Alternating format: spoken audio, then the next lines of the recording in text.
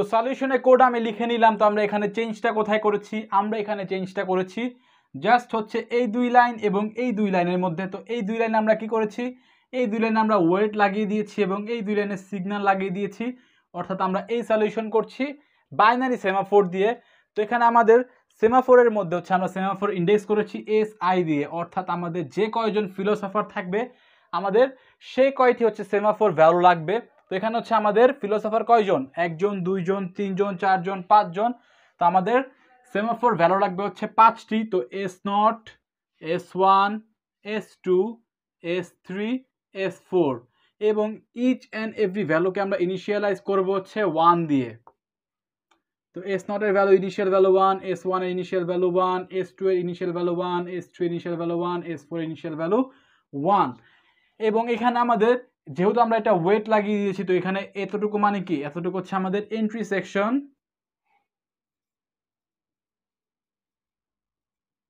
এবং এই এতটুকু মানে হচ্ছে আমাদের এক্সিট সেকশন।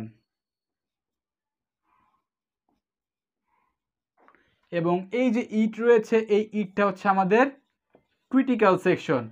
তো এখন আমাদের যদি ফিলোসফাররা যদি ইন জেনারেল যদি আমাদের ফিলোসফার সিরিয়ালি আসে তাহলে তো কোনো ঝামেলা নেই, বাট যদি প্যারালালি আসে তাহলে এখানে আমাদের সলিউশন ঠিকঠাক আছে নাকি সেটা এখন আমরা দেখব। তো সে ফার্স্ট অফ অল আমাদের পি নট যে ফিলোসফার রয়েছে সে এসেছে। তো পি নট আসার পরে সে কি করলো, সে হচ্ছে first of all take fork SI সেটাকে সে কি করছে, ওয়েট করছে বা ডাউন করছে। তো SI কে, SI হচ্ছে এখানে S0। তো S0 কে সে কি করলো, ডাউন করলো।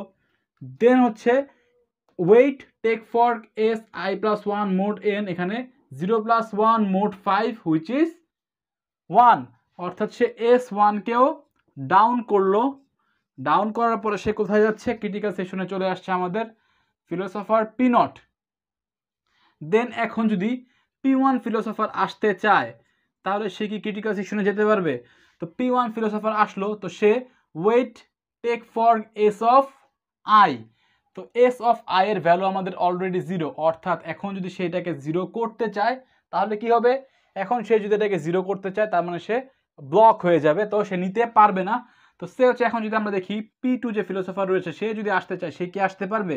তো P2 এর ক্ষেত্রে সে first of all take fork S of I which is S of 2। তো S অফ 2 কি সে উঠাতে পারবে, হ্যাঁ S অফ 2 সে উঠাতে পারবে, ডাউন করলো, 0 করলো। দেন হচ্ছে wait take fork S of I+1 mod n, 2+1 mod n which is 3 mod 5 3।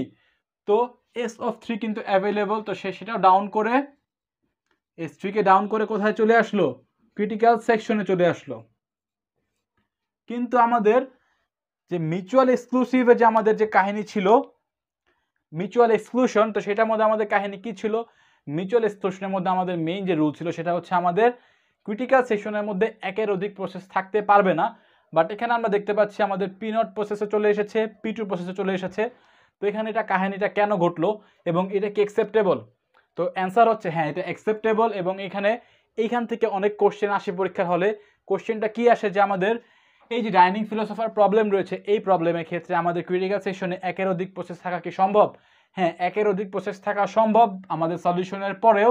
কারণটা কি, কারণ হচ্ছে এই যে প্রসেসগুলো রয়েছে এই প্রসেসগুলো হচ্ছে ইন্ডিপেন্ডেন্ট প্রসেস। কারণ এই যে আমাদের যে পি নট রয়েছে, তো পি নটের এখানে আমাদের মেইন যে কেস সেটা হচ্ছে ফর্ক নিয়ে বা চপস্টিক্স নিয়ে। তো পি নট যে রয়েছে সে F0 এবং F1 উঠাচ্ছে এবং আমাদের P2 যে রয়েছে তো P2 কে উঠাচ্ছে F2 এবং F3 উঠাচ্ছে। তো কেউই কিন্তু ক্রস কানেকশন হচ্ছে না, অর্থাৎ কেউ কিন্তু অন্য কারো ফর্ক উঠাচ্ছে না। তো ইন্ডিপেন্ডেন্ট একটা প্রসেস। তো পি নট যখন F0 এবং F1 উঠাবে এতে P2 এর কিন্তু কোনো এফেক্ট পড়ছে না, কারণ P2 উঠাচ্ছে F2 এবং F3।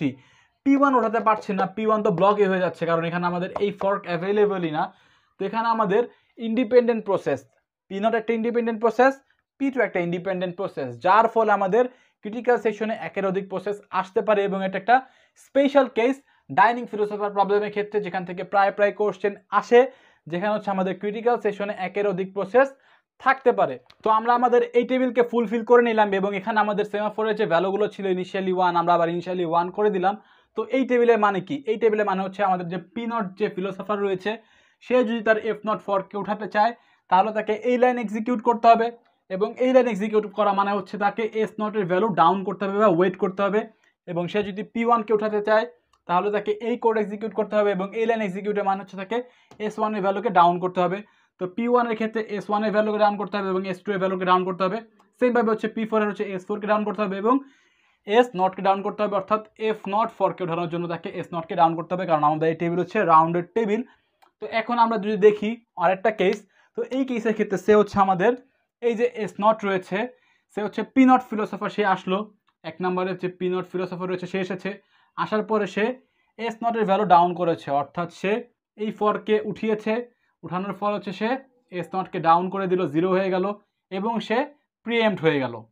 দেন হচ্ছে P1 আসলো, আসার পরে সে S1 অর্থাৎ F1-কে উঠালো, উঠানোর পরে সে এইটার ভ্যালু ডাউন করলো, ডাউন করার পরে সেও প্রিএম্পট হয়ে গেল।